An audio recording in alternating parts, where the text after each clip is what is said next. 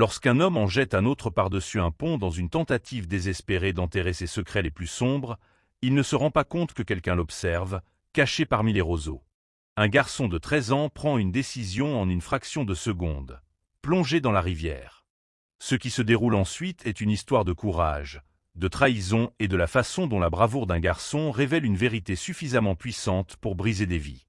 Le soleil déclinait à l'horizon, projetant une lumière dorée sur la rivière qui s'écoulait lentement. Malik, 13 ans, était accroupi dans un grand buisson, sa canne à pêche posée contre un rocher. Cet endroit était son sanctuaire, loin du chaos de la maison. Ici, le bruit incessant de la vie s'effaçait devant le bourdonnement des cigales et le clapotis occasionnel d'un poisson brisant la surface de l'eau. L'air sentait la terre humide et la rivière, une odeur apaisante que Malik inspira profondément, savourant ce rare moment de calme. Depuis la mort de son père dans un accident d'usine 5 ans plus tôt, sa mère, Tania, s'efforçait de subvenir à leurs besoins en travaillant comme infirmière.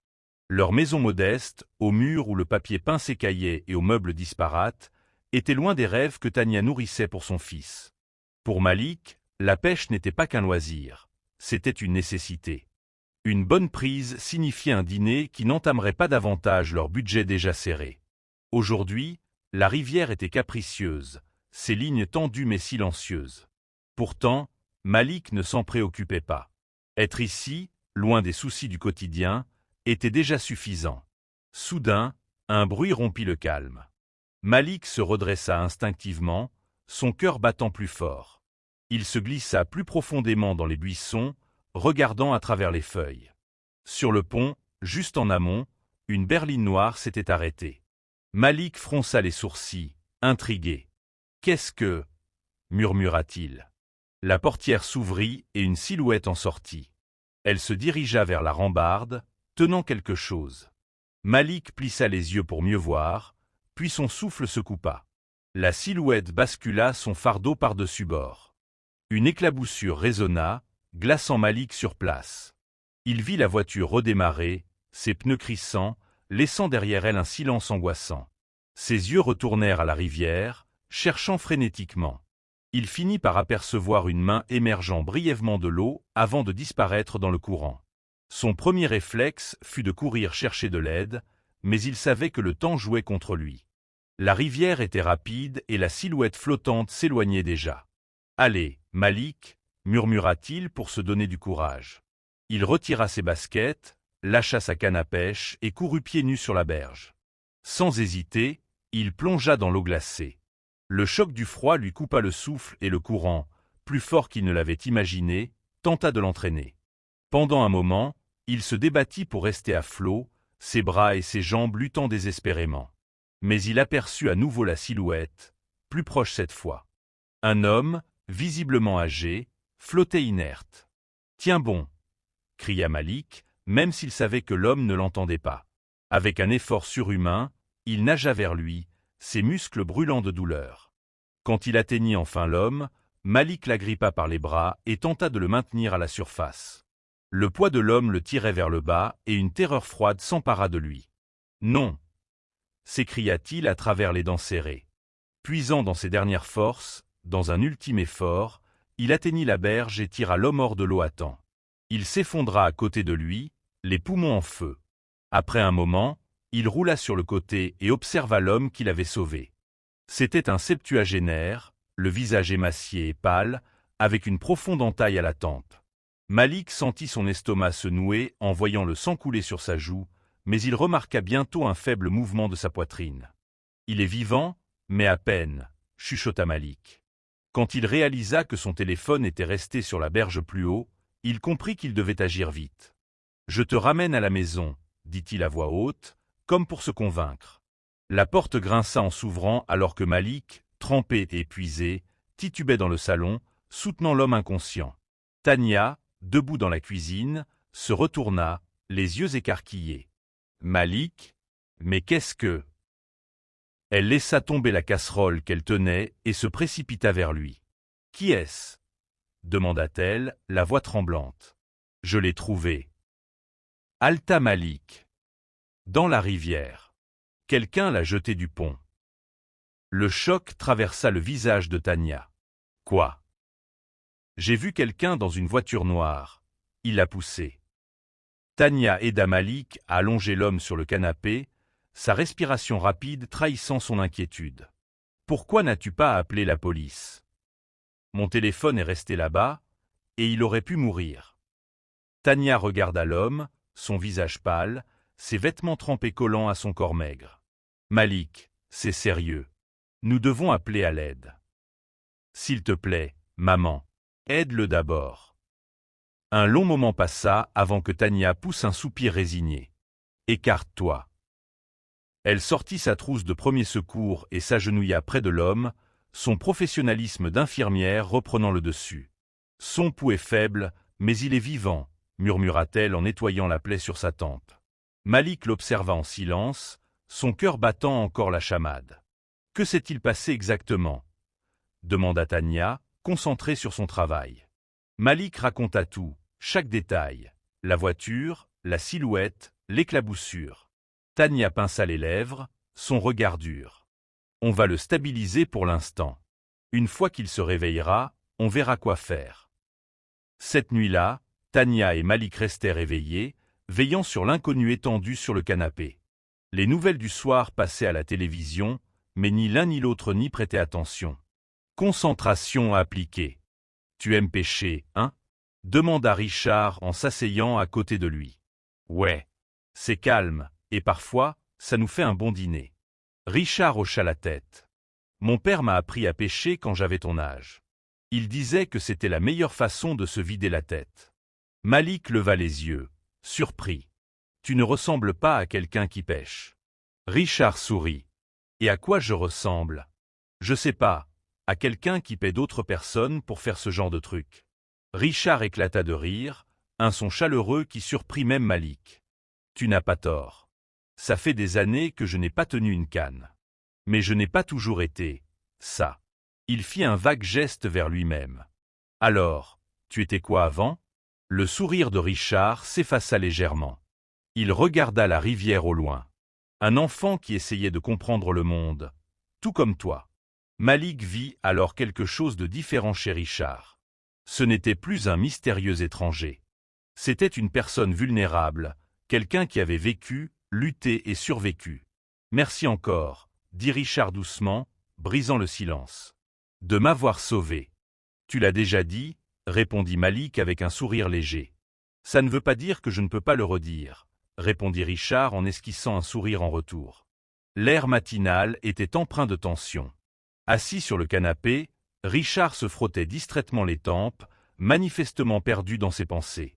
Tania lui versa une autre tasse de thé, observant chaque expression qui traversait son visage. Malik, assis en tailleur sur le sol, restait attentif, sentant que quelque chose bouillonnait en lui. « Je m'en souviens maintenant, » dit Richard enfin, d'une voix basse mais ferme. Tania se figea, la théière tremblant légèrement dans ses mains. « De quoi te souviens-tu » Richard prit une profonde inspiration, posant sa tasse avec précaution. « Le pont. L'homme qui m'a jeté par-dessus bord. » Il leva les yeux, rempli d'une émotion plus sombre que la peur. La trahison. Il marqua une pause avant de lâcher dans un souffle. C'était Alan. Mon gendre. La bouche de Malik s'ouvrit d'étonnement. Ton gendre? Richard hocha la tête, la mâchoire crispée. Il est marié à ma fille, Emma. Je lui faisais confiance. Je lui avais donné accès à tout, mes finances, ma fondation, mon héritage. Tania fronça les sourcils, croisant les bras. Pourquoi ferait-il une chose pareille? Richard laissa échapper un rire amer. La cupidité, répondit-il, chaque mot chargé de colère. C'est ce qui motive les hommes comme Alan. Il se pencha en avant, joignant les mains, le visage tendu. Pendant des années, je lui ai confié la gestion de mes affaires. Je pensais que je construisais un avenir stable pour Emma. Mais récemment, j'ai remarqué des anomalies, des fonds disparus, des factures gonflées. Alors j'ai commencé à creuser. Richard fit une pause, son visage s'assombrissant davantage. « Et » demanda Malik à voix basse. « J'ai découvert qu'il détournait de l'argent depuis des années, » répondit Richard, sa voix tremblant de colère. Il avait monté des sociétés écrans, falsifié des transactions. Il utilisait mon argent pour financer ses entreprises personnelles, acheter des propriétés, des voitures. Des choses dont Emma n'avait aucune idée. Tania secoua la tête, incrédule. « Et tu l'as confronté ?»« Oui, » dit Richard en hochant la tête. « Je l'ai invité dans mon bureau pour lui donner une chance de s'expliquer. Je voulais croire qu'il y avait une raison, une erreur. Mais il s'est mis en colère. Il m'a accusé de ruiner sa vie, de détruire son mariage. Ça n'a aucun sens, murmura Malik. Non, ça n'en avait pas, répondit Richard. Mais pour Alan, la logique n'avait aucune importance. Il a perdu le contrôle. Il a commencé à crier, à jeter des objets, puis il m'a attaqué. Richard porta inconsciemment une main à son bandage. Il m'a maîtrisé et m'a traîné jusqu'à sa voiture. La suite. Le pont, termina Tania d'une voix tendue. Richard hocha la tête, son regard perdu dans le vide. Il a dû penser que j'étais mort quand il m'a jeté par-dessus bord. Il ne comptait pas sur quelqu'un comme Malik pour me sauver. Malik redressa les épaules, partagé entre la fierté et l'inquiétude. Et Emma? Elle n'a aucune idée de ce qu'il est? Non, répondit Richard avec tristesse. Elle l'aime, ou du moins, elle aime ce qu'elle pense qu'il est. Un silence pesant s'installa, uniquement brisé par le bourdonnement du ventilateur de plafond. Tania se rapprocha de la fenêtre, jetant un coup d'œil à la rue, comme si elle s'attendait à voir Alan arriver d'un moment à l'autre. « Nous ne pouvons pas garder cela pour nous, » déclara-t-elle finalement. « C'est une tentative de meurtre, Richard. Il faut appeler la police. » Richard se redressa sur le canapé, les doigts crispés sur les accoudoirs. « Pas encore. »« Pas encore ?» répéta Tania, stupéfaite. « Tu plaisantes? Cet homme a essayé de te tuer. Je sais, mais si nous allons à la police maintenant, Alan fera tout pour s'en sortir. Il a des ressources, des contacts. Il retournera la situation contre moi. » Tania croisa les bras, frustrée. « Alors quel est ton plan? » « J'ai des preuves. Des documents, des relevés. Tout est chez moi, dans mon bureau. Si je peux les récupérer, il n'aura plus aucun moyen de se défendre. Et comment comptes-tu les obtenir? Demanda Tania, sceptique. Richard baissa les yeux. Je ne sais pas encore. Mais je dois essayer. Tania soupira profondément, son regard passant de Richard à Malik, assis près de la table, écoutant chaque mot. Je ne peux pas mettre ma famille en danger, dit-elle enfin. Je partirai si nécessaire, répondit Richard rapidement. Mais donnez-moi 2 jours. C'est tout ce que je demande. Après un long moment de réflexion, Tania acquiesça. 2 jours. Pas plus. Richard la remercia d'un signe de tête. Malik, cependant, intervint. Je peux t'aider. Non, coupa Tania fermement. Tu en as déjà fait assez, Malik. Ce n'est pas ton combat. Richard posa une main apaisante sur l'épaule du garçon. Ta mère a raison. Tu as déjà fait plus pour moi que je ne pourrai jamais te le rendre. Malik serra les lèvres, contrarié, mais hocha la tête. Ce soir-là, la maison sombra dans un silence tendu. Assis près de la fenêtre, Richard regardait fixement la rue sombre, ses pensées tourbillonnant. Il savait qu'Alan était plus dangereux qu'aucun d'eux ne pouvait l'imaginer. Mais une chose était claire. Alan ne s'en sortirait pas comme ça. « Malik !» cria Tania en le voyant s'effondrer sur le sol, essoufflé. « Ils ont essayé de m'attraper. » Halta Malik. Le visage de Tania devint livide. « Les hommes d'Alan, » dit Richard, l'expression sombre. « Ça devient trop dangereux. » s'emporta Tania, la voix tremblante.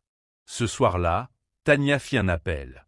Une demi-heure plus tard, son frère James, un détective à la retraite, arriva. « Tania, qu'est-ce qui se passe ?» demanda-t-il, captant immédiatement l'attention dans la pièce.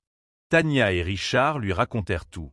Lorsque James eut entendu toute l'histoire, son visage se durcit. « Donc, si je comprends bien, ce Alan a tenté de te tuer et a des hommes qui traquent ton fils. »« Oui, » répondit Richard.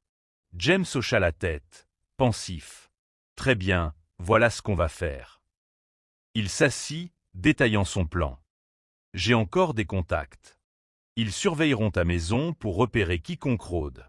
Ensuite, on trouvera un moyen sûr de récupérer les preuves dont tu parles. » Tania posa une main sur l'épaule de Malik. « Et Malik ? Il reste ici, hors de danger, » répondit James. James se tourna vers Malik. Tu es un courageux garçon, mais cette partie, c'est pour les adultes.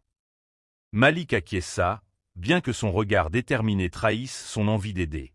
Le lendemain matin, Tanya et Richard s'assirent autour d'un enregistreur numérique, établissant les détails des preuves qu'ils devaient obtenir. Le plan était risqué, mais c'était leur seule chance de mettre Alan hors d'état de nuire. « Tu es sûr de toi ?» demanda Tanya en ajustant le micro. Richard hocha la tête, son expression grave. « C'est la meilleure façon de mettre la pression sur Alan sans révéler où je suis. S'il pense que le public est au courant de ses crimes, il va paniquer. » Tanya hésita, ses doigts frôlant le bouton d'enregistrement. « Très bien. Quand tu seras prêt. » Richard s'éclaircit la gorge et commença d'une voix ferme, chaque mot pesé avec soin. « Je m'appelle Richard Grieve. Si vous entendez cela, cela signifie que j'ai survécu à une tentative d'assassinat orchestrée par Alan Foster, mon gendre. » Il marqua une pause, sa mâchoire se contractant. « Pendant des années, j'ai fait confiance à Alan pour gérer mes finances et veiller sur ma famille. Je pensais qu'il avait à cœur les intérêts de ma fille Emma, mais j'avais tort. » Richard inspira profondément avant de continuer, sa voix tremblant légèrement sous le poids de la colère et de la trahison. « Alan m'a détourné des millions de dollars, utilisant mes comptes pour financer des activités illégales. Quand je l'ai confronté, il a essayé de me tuer, me jetant du haut du pont River. » Il regarda Tanya, qui hocha la tête en signe d'encouragement. « Mais j'ai survécu, et j'ai les preuves nécessaires pour prouver sa culpabilité. » Il fixa la caméra avec une intensité froide. « Alan, tu penses peut-être avoir gagné, mais la vérité éclatera. Et quand elle éclatera, il n'y aura pas d'échappatoire à la justice. » Tanya appuya sur le bouton d'arrêt, expira lentement et croisa les bras. « Ça devrait suffire. »« Qu'est-ce qu'on en fait ?» demanda Malik en entrant dans la pièce. « On l'enverra anonymement à un journaliste que je connais, » répondit Richard. « Quelqu'un en qui j'ai confiance pour le publier sans compromettre notre localisation. » Tanya acquiesça. « Et pendant qu'Alan se démène pour contrôler les retombées, nous allons récupérer les preuves. » Plus tard dans la soirée, James arriva avec des nouvelles. Les hommes d'Alan surveillent la maison, mais ils manquent de vigilance. On peut les contourner. Richard se redressa. « Parfait. Alors, nous bougeons ce soir. » Les yeux de Tanya s'écarquillèrent. « Ce soir ? Ce n'est pas trop tôt. » « Plus on attend, plus cela devient dangereux, » dit Richard, le ton catégorique. « Nous avons déjà pris un risque énorme avec l'enregistrement. On ne peut pas perdre notre élan. » James posa une main rassurante sur l'épaule de Tanya. « Je veillerai à leur sécurité, je te le promets. » Malik, assis dans un coin, écoutait attentivement. Le poids de la situation s'abattit sur lui. Ce n'était plus seulement une question de sauver Richard. Ils jouaient leur survie à tous. Alan Foster fit irruption dans son bureau, le visage déformé par la colère. Sur l'écran de son téléphone, le message vidéo de Richard tournait en boucle. « Comment est-ce possible ?» rugit-il en frappant le bureau du poing. « Il devrait être mort. » Dans un coin de la pièce, Decker, son exécuteur, gardait un calme tendu. « Nous travaillons à le retrouver, monsieur. L'émission provenait de Riverway. Nous avons réduit le périmètre à quelques quartiers. » Alan se leva, ses yeux flamboyants de rage. « Quelques quartiers ? Ce n'est pas suffisant. Je veux que ça soit réglé ce soir. Trouvez-le. Faites-le taire. » Decker hocha la tête et sortit précipitamment pour exécuter les ordres. Alan se laissa tomber dans son fauteuil et souffla. Les murs se refermaient, et il le savait. La nuit était calme lorsque le premier SUV noir entra dans la rue de Tanya.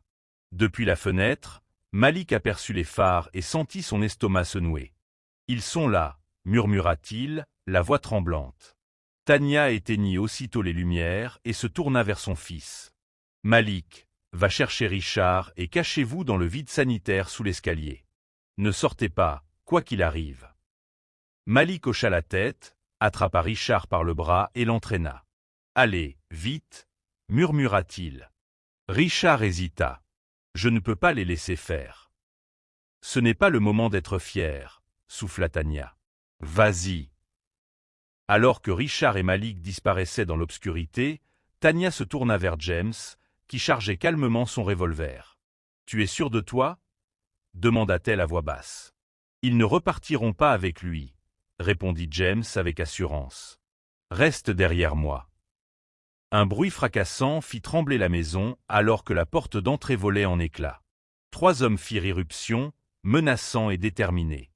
Où est-il? Grogna l'un d'eux. Tanya s'avança, son cœur battant à tout rompre. Sortez de chez moi, lança-t-elle d'une voix froide. Madame, vous n'êtes pas à la hauteur, ricana leur chef. Donnez-le-nous, et nous partirons sans faire d'histoire. James apparut alors, son revolver pointé sur la poitrine de l'homme. Vous avez amené des ennuis ici, dit-il calmement. Maintenant, sortez.